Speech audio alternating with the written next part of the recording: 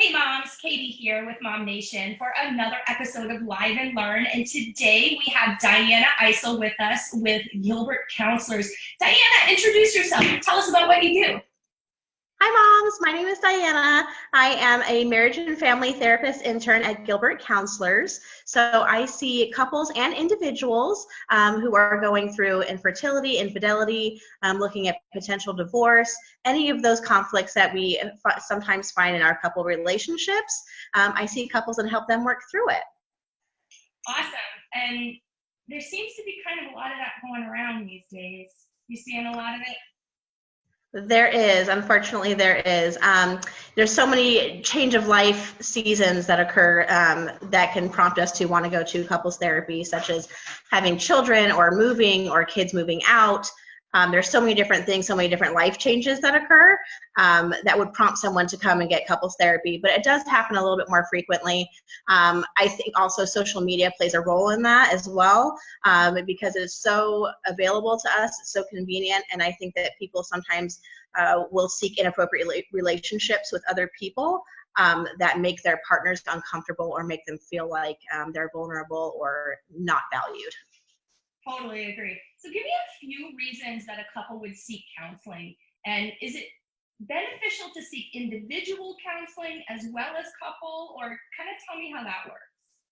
Sure. So in a lot of cases, you can just go for couples counseling and it works to resolve all the issues that couples may have. Again, some of those issues might be infidelity, someone had an affair, might be some other stress that's coming into the home. It might be kids. It might be differing parenting styles. It might be not seeing eye to eye on how the couple's sex life should be. It can be just negative communication patterns. They're having the same arguments over and over again. They never really get any resolution, and so those negative patterns just continue. In some cases, it is beneficial for one or both of the partners to seek individual therapy at the same time, because sometimes the individual will have their own diagnosis, such as depression or PTSD, or so many other disorders that are out there that is also affecting the couple's relationship. So it is valuable sometimes to maybe ask your couples counselor, do you think it'd be valuable for me to go into individual counseling as well? And as counselors, we typically recommend that if you're going to be seen as an individual, that you see a different therapist, just so that there's not a multiple relationship there with the couple.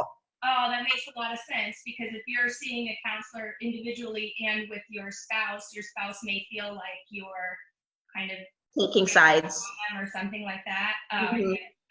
Oh, that makes a lot of sense. What if your partner's resistant? Any tips on how to deal with that? Sure. So the best thing to do is, if your partner is resistant to therapy, is bringing it up not during a time of conflict. You want to come from a very non-blaming stance. Like, are you happy with the state of our relationship? Are you happy with how we resolve conflict or not resolve conflict? Do you want to see something change? If your partner is still resistant to going to couples counseling, I will sometimes offer a phone consult with that other partner. Try to get their different perspective, get their different point of view, explain to them what the therapy process looks like, and that tends to reduce a lot of the anxiety behind going to couples counseling. Last shot is if they still don't want to go, the partner that wants to engage can still come to me for counseling and tell their partner that's resistant, like, hey, I'm going to individual counseling. We're going to be talking about you as well. That's going to be part of my counseling. Wouldn't you rather be there to be a part of it and to be privy to what that conversation looks like so that you can have your input as well? Typically, in most cases, by the time we get to that point, it usually works to get that resistant partner to come in and join them. It's probably a fear thing, right? Like, they're fearful of something, of discovering something about themselves, or maybe even admitting that there is an issue. Because seeking counseling doesn't mean the relationship is over, right? No, definitely not. And being in therapy requires you to be very vulnerable. It requires you to look within yourself and see maybe how you're impacting the relationship negatively. It also requires you to share some things with a third party that maybe you don't want to share. It's a very vulnerable time, and a lot of people assume that therapy has a very negative stigma attached to it, and that means that something's wrong with our relationship. We're doomed. It's over. That's not the case at all. In fact, so many couples that are in happy, healthy relationships still go to couples therapy just for tune-ups, just to address those small things that come up, especially during life events, like I mentioned earlier, having kids is stressful. It's like one of the most amazing things that you can do in your life, but it is stressful. It brings up so many questions that maybe you didn't even discuss before you decided to have kids. And so that ongoing therapy, it doesn't mean the relationship's over. It means that you're actually putting forth the effort to make it better. Awesome. So what about insurance? Does it cover this type of thing? Sure. So most insurances will cover going to therapy.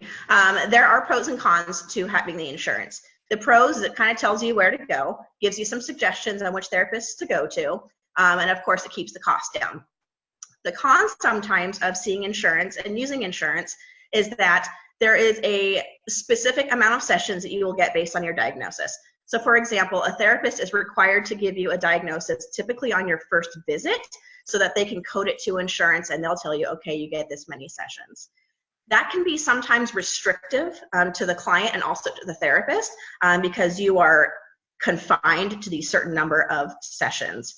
And sometimes that can feel a little bit rushed or a little bit like we may not be getting to everything. Sometimes a diagnosis can be a little broad sweeping and doesn't allow you to dig in. Also, a lot of insurances don't cover any alternative therapies. So in some cases, some therapy that clients might like, art therapy, equine therapy, animal therapy, those things are typically not covered by insurance. So it's kind of a double-edged sword with insurance. For example, where I am, some of our therapists take insurance, some of them don't. As an intern right now, I don't accept insurance. However, with my rate being like $40 an hour, it's pretty comparable to most insurance copays. And we have, all the time that we need to get to whatever you want, and we don't have to feel rushed about your diagnosis. Yeah, you don't want to feel that pressure, especially when you're Totally agree. What advice can you offer to engaged couples? Definitely. So a lot of questions that you want to ask each other and have some very frank conversations about are, what are your individual goals? Is your partner going to support those goals for you? What are your mutual goals? Where do you see yourself as a couple? What do you want to achieve as a couple? Do you want kids? How many kids? What happens if you can't have kids? What's the next step there? Where do you want to live? In-laws are typically one of the things that we see a lot in therapy as in-law conflict. What kind of role are your in-laws going to play in our relationship?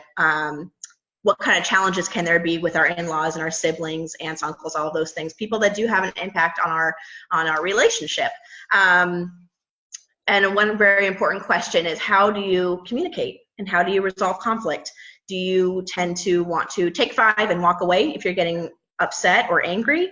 Do you want to talk it all out right now? I mean, there's 2 different communication styles sometimes, and it just keeps coming back to a negative pattern because they don't resolve conflict the same way.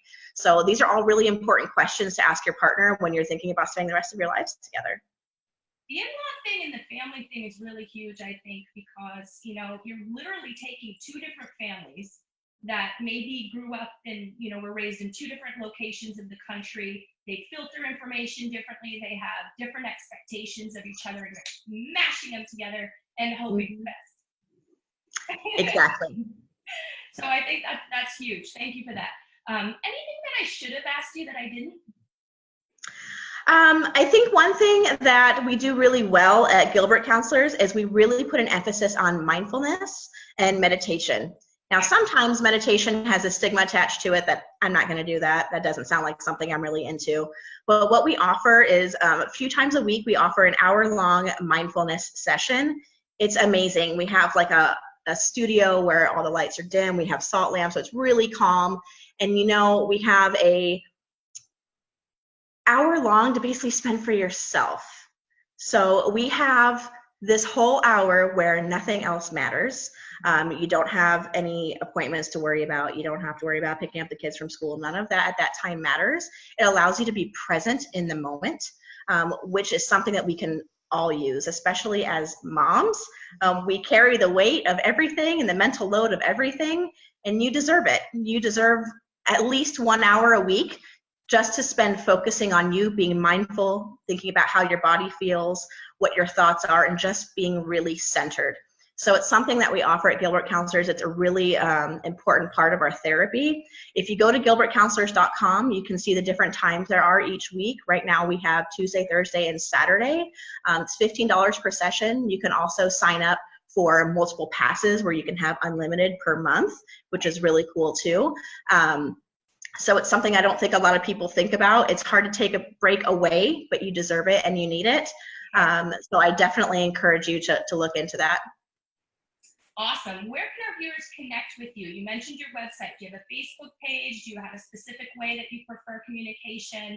An Instagram, all that stuff? What do you got? Definitely. So there's a few ways that you can get in contact with me. I have my Dyanna Eisel MFT Intern Facebook page. I'm also on Psychology Today. I'm also on Gilbert Counselors. And I also have my email. It's eiselcounseling@gmail.com. You can use any of those avenues to reach out and make an appointment. Amazing. Well, thank you so much, Dyanna. It was a pleasure spending some time with you today. Thank you. Bye, moms. Bye.